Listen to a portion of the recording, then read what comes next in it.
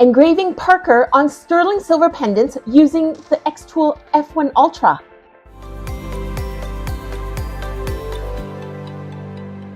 In this video, I will be engraving the name Parker on 2 sterling silver pendant blanks that I wholesale. I will be doing this under the careful supervision of Alex Warner, the lead technical instructor from Sunstone Engineering. He will explain the step-by-step imaging and engraving process, along with some pro tips about accuracy and centering. This video is filmed live in the technical lab at the Permanent Jewelry Expo in San Antonio, Texas. I'm going to leave more information about Alex, PJX, and the engraver used in this video in the description below.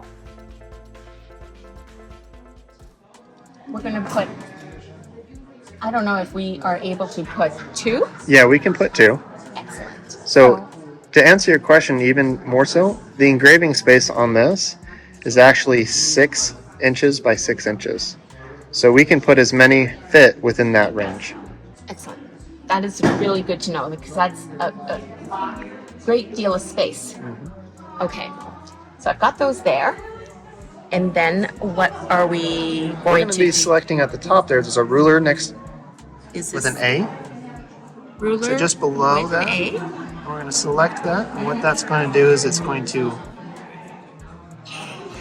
So, sorry, go on the left side of that pad. Sorry, this. Oh, okay, there we go. Now the mouse there, that's a little bit more convenient for you. So the light's going to flicker on and off because it's taking pictures of where those 2 laser beams are. And then it's going to adjust the height of that laser and the Z-axis to make sure that it's in focus proper. So it's going to turn on and off. While it's thinking, you can see where that ruler was. It's going to do that, and then it will declare if it was successful or not. Now, something that you might run into is if the surface is highly reflective, like a mirror-like polish, you might need to put something in front or on top of that, like a piece of paper or something really thin, and then run that again. And that way the laser can tell where it is. Okay. But it won't affect the Z-axis too much to cause a problem with your engraving. So after you do it, then you'd remove the piece of paper and then proceed to the next steps. Okay. So you would not use, say, frosted Scotch tape to do it, get it done. That would work too. And then remove it. Yeah, that would work as well. Okay, great. So now that we have a declared value of 0.3 millimeters for these pieces, now if we had a jig like we have there, or if we had something pre-prepared, we can move those pieces around now that we're fixed in the Z-axis. Okay. So we can move things around. So you can move your 2 pieces that you put on there if you wanted to. Okay. I think that's in the good position. So to help us navigate on the software with the F1 Ultra, next to that ruler, there's a little camera. So let's click on that. Camera. And what it's going to do is it's going to take a picture now and then overlay it on our workspace. So now we can see on our computer what the laser is going to be seeing. Great. I'm going to do this. Come on over. And this is what it looks like. And the camera is actually really good. It's very clear. Now, something important to remember is the camera is going to get you close. It's not going to be perfect for really small items. And so later in the steps, we're going to be coming down and using that framing on the bottom right-hand side. So bottom right-hand side here. In order to do a preview of our design once we make it. Once we make it. Yeah, once we make it. So we're going to do that step here in just a second. So what design do we want to do today? Today we want to write the word Parker, and that is my manager's nephew. So awesome. I think this is going to be a gift. Since that's going to be a text, on the left-hand side, we have our tool belt. So here, we use that T for text. That helps us remember. If we click on that, and then click somewhere on our workspace, then it will default and say hello. So at this point, now we can type in Parker. Parker. And so it's a little hard to see in the video, so we can actually... I'm going to... I'll fix that for you. And so it's kind of hard to see in the video, so if we come over to this right, we can hit engrave instead of score, and score is the default. Right. Engrave makes it solid. So we can fill those words in.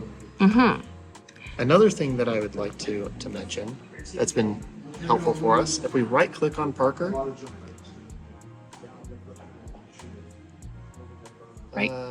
click somewhere else on the workpiece.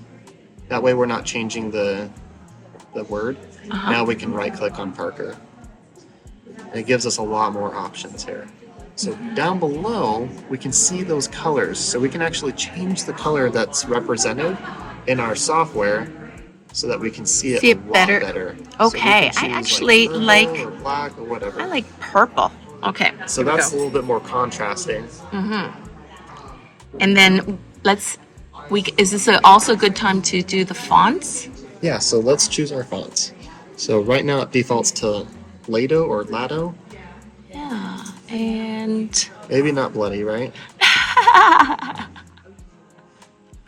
So in this case, so we can see the preview, let's click somewhere on our workspace. Okay. Here? Yeah, just click somewhere on the work. And then let's move Parker over to the right. And then what we'll do is, once it's on the right, now when we select that font and we're scanning through, it will update Parker so we can really see what we're dealing with here. Okay. And as a reminder, any font that we've installed on this PC will be pulled and available on this software. So you don't need to buy special fonts specifically from or for the software. So you can go down and find literally anything on the internet. On the internet, and you can just, are you saying you can just download? Yeah, so there's a lot of free to use fonts that are out there. Again, if you're doing this for business, just make sure that you're following the licensing agreements for commercial use. And if you need to pay for them, then do that. Okay, so this is really good. And I don't actually the script fonts that you had. You like the script font, you said? That you made yesterday. So I think it was Alex, and that was near the top, I think. Okay. Alex brush. Great. So now that we're happy with that design, now we can scale it down to our parts. So if you grab that box in the corner of Parker, we can scale that down as we need. Right. Now that's really small, right? So what do we do now? So now we can zoom in, and if we're using a keyboard and mouse, if we hold Control while zooming in and out with our wheel, we can zoom in. Ouch. So if we want to move what we're seeing, we can use the wheel without holding Control. Okay. And then we can click and drag that around. Okay, I'm struggling here. And then you can just, I think you can click and drag on the workspace in order to move that around. You can do that. Help me out. Of course. I could not drag. So let me hold Control and zoom out. And so it's going to zoom in and out from where your cursor is. That might have been what was happening. So you can see my cursor's in the bottom left-hand side. And so it's going to zoom into that area. I see. So that's something that I probably was doing without realizing it. So where you're pointing is where it's going to zoom in and out of. Okay. So now we can come in here, select, and drag over our piece. And again, maybe we can't see that well. And so maybe a red or an orange or even a great idea. Or even a black might be more suitable. So depending on what you're working with, if you're working with something that's a black color, you wouldn't be able to see that. And so making some different color choices might make your workflow easier. Great. So let's just scale that down just a little bit more. And then we're going to zoom in just a little bit to make our life a little simpler. Now the hole is not dead center up and down. So if we grab that circle right above where Parker is, you can see our cursor changes into an arch instead of a mouse cursor. And once we select that, then we can rock it left and right in order to line that up with our circle from the pendant. That way, when they're wearing it, it's not crooked, right? Unless we really want it to be and go for the organic look. Okay, so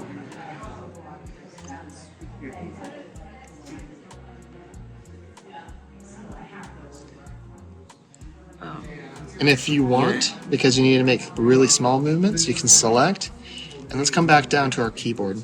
And we can use our arrows, left, right, up, down, and it'll make incremental differences. Right. So what we're going to do is just one click. That's perfect. So very small movements, right? Yes. Okay, great. If we want it, I would say that's about where it needs to be to be level. All right, perfect. So now here's my rule. To make sure that this is where it needs to be, I'm going to come back down to our framing. That's on the bottom right-hand side, right here. So the framing here so that we can see whether or not it is where it needs to be. So we're going to go into our workspace. So let's pan over to our laser engraver. And now when I hit framing, you can see that it's slightly to the left, even though on the camera it doesn't look that way. Correct. So while staying there, let me explain what I'm doing on the computer. So I've just selected Parker, and I'm going to move him to the right using those arrow keys again.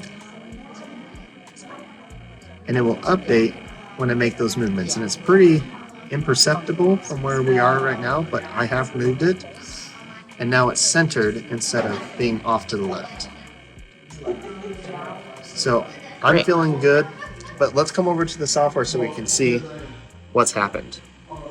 So that's where I say don't trust this as gospel, because it's not going to be as accurate as you would assume it to be, because the camera is not where the laser's coming from. Right. So I see that the hole is not right at 12 o'clock. So in this case, if I wanted to physically move that, how should I stop the framing and move it? Is it safe? It's okay to have it framing while moving it. Okay, so if I was physically going to tweak it a bit, it's safe. So in this case, we're going to do it so that it is level, like this. Perfect. And I think viewing it as you're showing it, I think we need to come down just a little bit. Good. So a pro tip is when I'm viewing my framing is I'll come in from this side so I can see it vertically, and then I'll come in from this side so I can see how it looks horizontally. So I know that I'm squared up in the center, because most cases we want to have it squared up like that, unless we're making a creative choice. Right. Great. So something to note, this isn't live footage, it's just a picture. So since you moved it, it's not going to update here until we hit that picture button again. So in simple case of this will refresh it? Yes, so we're just refreshing the picture at that point. Okay. Oh, sorry. It won't let us do it because we need to stop framing. And then you saw that little error at the top. So anytime the software is trying to communicate with you about something, it's going to be up here in the center. Okay. And sometimes it's not as obnoxious to stop us from trying to do it again and again, but just to know it's going to communicate through us through pop-ups like that. Great. So usually it's here where there's info. So the little messages are there, or if it's as you hovered over certain things, it's going to explain what it does. Great. So it's very helpful, and then it gives you the option to learn more. So if you need it further explanations, you can do it that way. Excellent. So now that we have it squared away, and we're going to try to frame again, just to take a look. Just to triple check.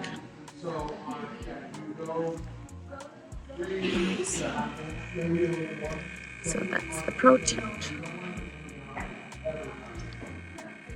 And we want to see that it is vertical. That's good. So now that it's exactly where we want it, we're going to stop our framing. And now what we're going to do is we're going to select our only asset, in this case, Parker, and then we're going to give it the settings that we want for the outcome. Okay. Again, if you want more information on each one of these variables, you can just hover over it and it will tell you what it's going to do and what expectations you should have from it. So I don't think we'll cover what they're going to tell us in this video, but when we were playing around here at PJX, I found a setting that works really well with silver and gold fill. And so since I found that, I can click on this little button right here. Right, this right assuming this is the settings that were amazing. I can click that and I can name it. So I named it silver, and you can access your saved items here. So I named it silver engraving and silver cleaning. And we'll cover what those look like here in just a second. So I'm going to select that, and you'll see that this number changed, this number changed, and all the variables below. The settings have changed based on what you had saved. What I saved over here. Okay. So if you ever wanted to change it, let's say I wanted it to run twice. So here you want it to run twice. So like that. Let's make it at 2. And then it will allow me to save over that. Right? Or save it as a new. Okay. Okay? In this case, I don't need to do that. Okay, so we'll just go back to 1. Oops. 1. Okay. So we're good to go at this point. Great. So we've already tested that it's where we want it to be. This setting is just something that we developed here at PJX. As a reminder, silver and gold fill or brass or anything that you're working with, it's going to be doing very well with this setting. This setting works. Okay. Yep. So when we say process, we want to process this. The software is going to calculate how long it's going to take, and it's going to display it at the bottom left-hand corner. So if you go down there, 2 seconds. Okay, sorry. So this will be how long it will take. Yes. So I'll just do and so it's going to remind us here at the top right to close. Yeah. So before we hit start, we need to close the lid. And now I'm going to hit start. And with the F1 Ultra, it's going to remind us where we need to hit the button, which is over here on this pad. Okay. And once we hit that button, we've committed the laser to fire. Okay, here we go. And there we go. So instead of touching anything, we could take a look. Yeah, so let's not touch it at all. So let's say, for example, we didn't like that. And sometimes I'll move my hand in the way of the blue light so we can see the design better. Okay, so I'm going to do that. So that we can see the design better, like here. Okay. So let's say we wanted to go deeper. So I'm going to shut that lid one more time. And if we hit that green button twice fast, it will repeat what we just did. Twice fast. It becomes a repeat. So we can run it a third time just so the audience can see. Okay, ready? So 2 times fast, it runs exactly, it's a repeat, a quick repeat. Excellent. So let's come over to the software one more time. And let's hit OK, because we're done with this. Okay. But you'll notice that we didn't pull it out. So right. This is the secret sauce, right? I want to actually pop open the lid just so we can get a good view of what that looks like. Move my hand over the light. Let's get a good image of that. So it looks kind of messy.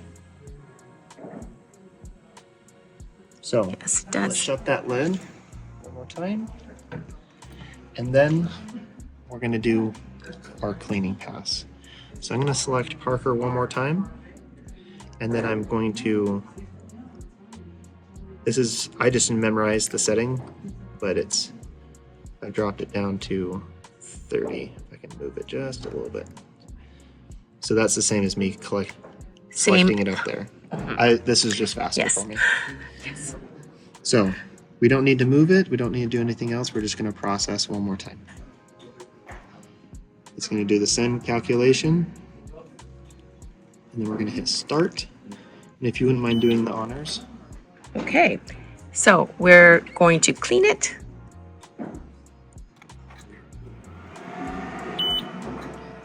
So let's do it one more time again, just to show that process.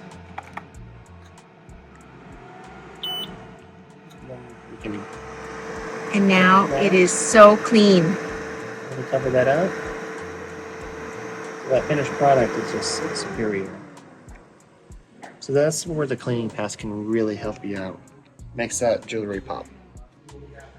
So if we're wanting to do the second one, assuming it was different, we would have just copied and pasted that and moved it over there, and it would have ran in the same steps that we just barely saw. Right. But Actually, in this case, we would just move it over. And it's really close actually to where the other one is. It might be slightly, and that's where jigs can really help you out. So I just rotated it so it's going to be comparable to the one before. yes, doesn't have to be exact.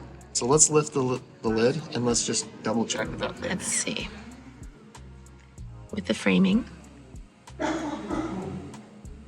It's just thinking there it is. Okay, so all I'm So gonna now that it's crooked, some of that framing might be high or low. So I'm gonna be moving it digitally. Oh, there we go.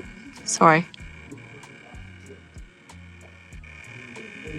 That looks pretty close. Let me get to the other side here. Okay, I'm happy with that. Are you happy with that? I think it needs to be just a wee bit. And I think we're happy with that. Okay, so I'm going to close this.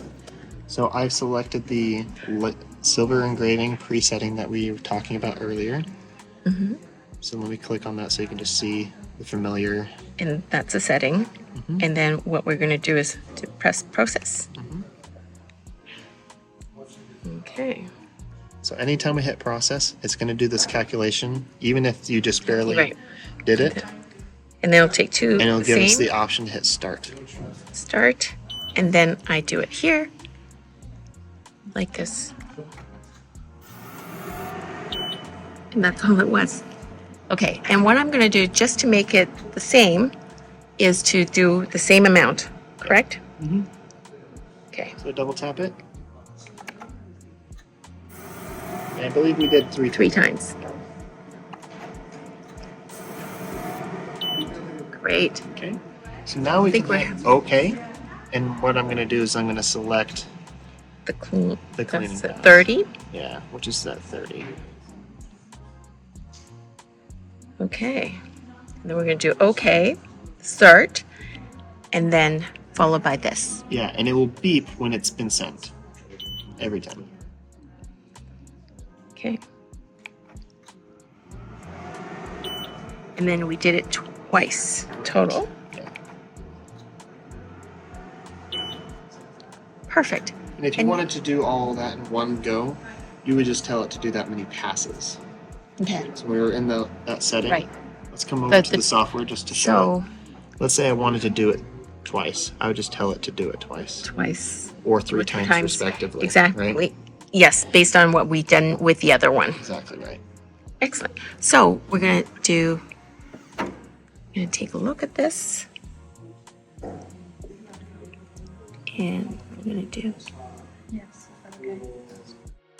And here are the engraved pendants after I gave the surface a quick wipe with just a facial tissue.